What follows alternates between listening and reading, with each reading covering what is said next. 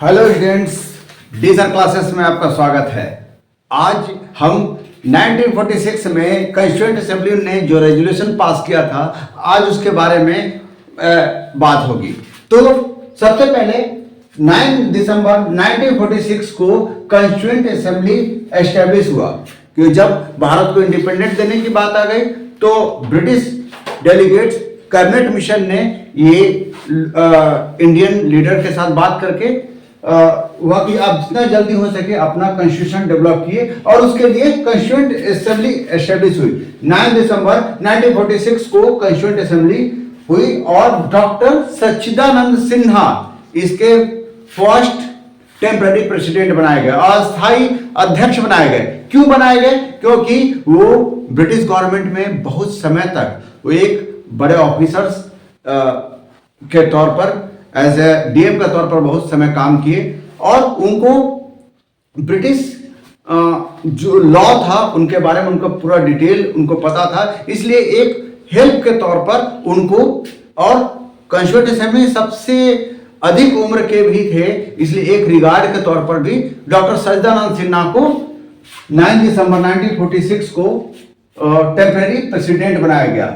उसके बाद 11 दिसंबर 1946 11 दिसंबर 1946 को डॉक्टर राजेंद्र प्रसाद को इसका स्थायी अध्यक्ष परमानेंट प्रेसिडेंट बनाया गया और 13 दिसंबर को कॉन्स्टिट्यूएंट असेंबली का रेजोल्यूशन पंडित जवाहरलाल नेहरू ने पास किया और वो रेजोल्यूशन था, first India is an independent sovereign and Republic. India जो इंडिपेंडेंट होगा और उसका अपना सोवरेन, वो अपना इसकी बाउंड्री होगी, उसके अपने सीमा होगी, सीमाओं के भीतर में अलग अलग राज्य होंगे और एक रिपब्लिक होगा, यानी कॉन्स्टिट्यूशन के हिसाब से वर्क करेगा पूरा भारत और पब्लिक को पूरी राइट मिलेगी। तो पहला था India is an independent sovereign and Republic.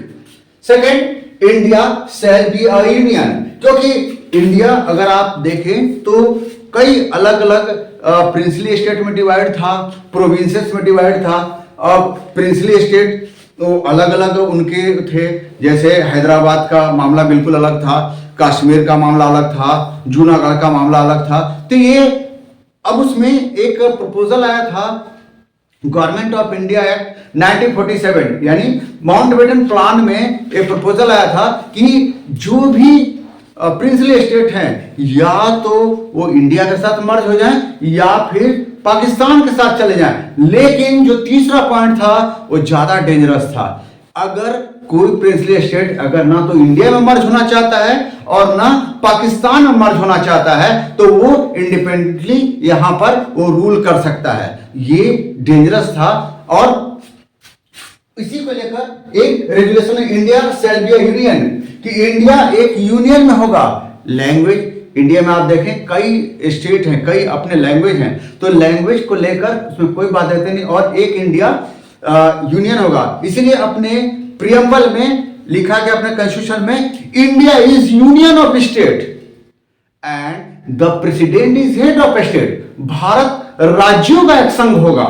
अब वो राज्य अलग अलग लैंग्वेज के होंगे, अलग रिलीजन के होंगे, अलग अलग कल्चर के होंगे, लेकिन फिर भी भारत पूरे वर्ल्ड में सिंगल कंट्री है जहां इतने वेराइटीज हैं, इतने लैंग्वेजेस हैं, इतने कल्चर्स हैं, इतने अलग अलग कम्युनिटी हैं। पूरे वर्ल्ड में जितनी कम्युनिटी है वो इंडिया एक यूनिक कंट्री है पूरे वर्ल्ड में। तो India shall be a union, और इसी को लेकर जब एक फ्रेम किया गया तो India is union of, Bharat राज्यों का संघ होगा और प्रेसिडेंट उन राज्यों के राष्ट्रपति होंगे और राज्यों के प्रधान होंगे। इसीलिए आप देखें कि किसी भी स्टेट में अगर प्रेसिडेंट रूल लगता है, गवर्नर वहां रूल करता है, बट गवर्नर किसके नाम से करता है? प्रेसिडेंट के नाम से करता है, क्योंकि राष्ट्रपति शासन लगता है, राज्यपाल शासन नहीं लगता है कभी। तो हमेशा राष्ट्रपति पूरे को कंट्रोल करते हैं। हेड पूरे राज्यों के हेड कौन होते हैं? राष्ट्रपति होते हैं और गवर्नर उनके हेल्पिंग हैंड के रूप में काम करता है। नेक्स्ट था territories following the union shall be autonomous unit, और टेरिटरीज जो होगा वो ऑटोनोमस यूनिट होगा, हर टेरिटरी वो अपना ऑटोनोमस यूनिट होगा और वो सेंट्रल गवर्नमेंट उसको कंट्रोल करके, या फिर वो स्टेट गवर्नमेंट जैसे दिल्ली, जैसे पौंडीचेरी, तो वो ऑटोनोमस होगा और वहां पर अलग मुख्यमंत्री होंगे, उनके अपने डिसीजन होंगे, अपने रूल्स रेगुलेशंस होंगे। Next, constitution shall flow from the people. Constitution people के हिसाब से काम करेगा। पीपल, लोग, पूरी कॉन्स्टिट्यूशन होगी, पीपल को पूरा वोट होगा, पीपल को वोट देने का राइट होगा, पीपल जिसे चुनना चाहेगी, जो सरकार बनाएंगे उसी के हिसाब से वो सरकार, वो मेजोरिटी फॉर्म करेगी और सरकार वो शासन चलाएगी, वो पीपल के हिसाब से होगा।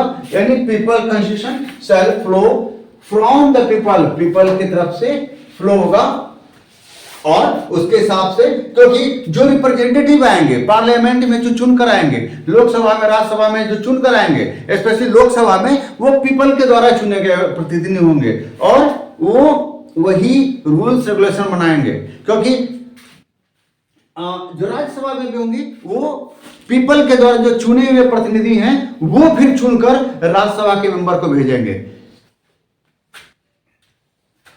Next, guaranteed and secured fundamental rights.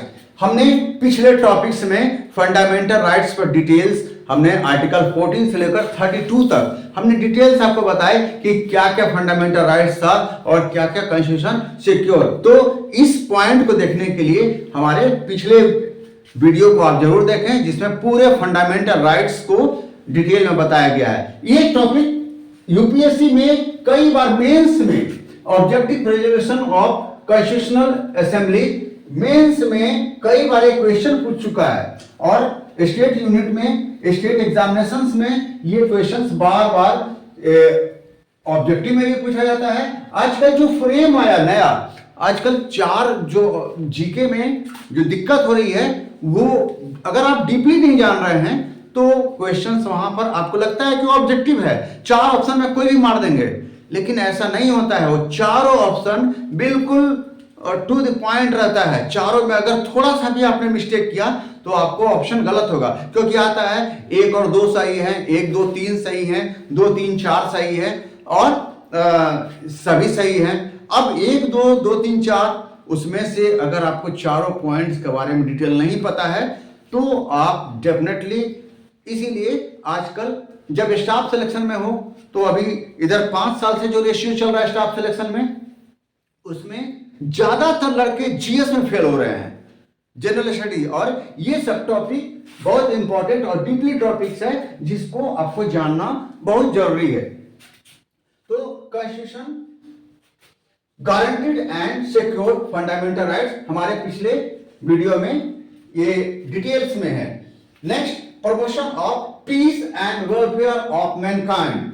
और कॉन्स्टिट्यूशन, हमारे इंडियन कॉन्स्टिट्यूशन पीस और वेलफेयर के लिए भी काम करेगी। अभी आप देखे थे कोरोना का टाइम, कोरोना का टाइम में आप देख रहे हैं कि पूरे इंडिया ही पूरे वर्ल्ड में और लोगों को बचाने के लिए यहाँ पर वैक्सीन भेजा गया। अफ्रीका में लोग मर रहे थे तो इंडिया से सब गया, इंडिया से पैरासीटामोल पूरे जहाज के जहाज भर के गया, यानी पूरा। और आज अगर आप G20 कमेटी देखें तो G20 में इतने लोग हैं, पहली बार इंडिया में G20 की हुई और वर्ल्ड के जो बड़े लीडर्स थे, America, Russia, Brazil, France, England, Italy, Germany, सारे बड़े लीडर्स इंडिया में आए और पहली बार इतना सक्सेसफुल यहाँ पर ऑर्गेनाइजेशन सेटअप हुआ और G20 यहाँ पर सक्सेसफुली ऑर्गेनाइज हुई। तो ये पीसफुल जो कोरोना में इंडिया ने जो काम किया और उसको लेकर ये था, तो अपना रेजुलेशन था promotion of peace and welfare of Mankind. तो ऑब्जेक्टिव जो कॉन्स्टिट्यूएंट असेंबली ने जो ऑब्जेक्टिव रेजोल्यूशन पास किया था और जिसके आधार पर अपना कॉन्स्टिट्यूशन बनना था, वो ये पॉइंट्स थे और यही पॉइंट्स में डिटेल यूपीएससी के मेंस एग्जाम में भी लिखा जाता है। तो आज इसी टॉपिक पर इतना ही, अगले टॉपिक पर फिर कुछ इंपॉर्टेंट टॉपिक लेकर हम आते हैं और उस पर डिटेल बात करेंगे।